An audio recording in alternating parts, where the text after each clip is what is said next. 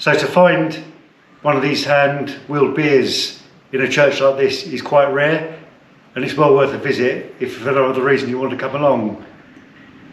The young lady that showed us in here mentioned that back in the 1930s this church was actually used as a funeral directors, so I'll be interested to explore that more later on.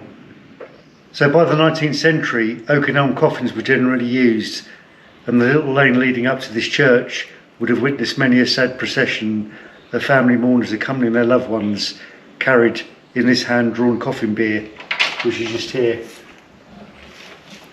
And you can see the rail where they would have held on to the bier as they led the coffin up the lane. Have you ever seen one of these before, Andrew? I have, but to be fair, not in as good a condition as this one. It's obviously stood the test of time. And here I've just found a framed table of fees from days gone by when they used to charge, obviously here for burials. Quite an interesting read, actually. So what are some of the charges then? Well, it says here to, I'm guessing this is to purchase a single or a double grave, and this is a brick line engraved. A single was £1 and a double grave would have been £2. I don't know what that equates to now in current money, and a vault would have been £5 single and a double vault would have been £10.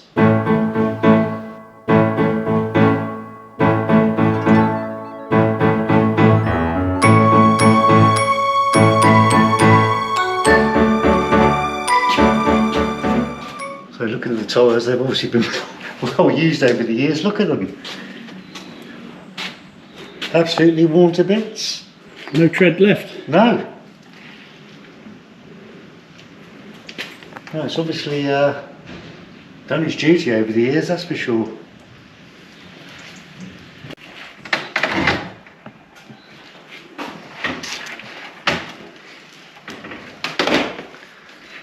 So, finally find the church. You actually access it through Manor Farm. It seems to be open during the hours the farm is open. It's well worth a visit if you can spare the time to come out.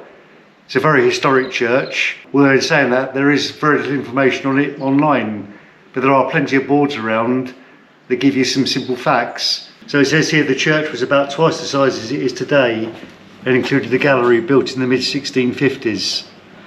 Originally there had been no seating, but later simple benches provided a little comfort for the elderly.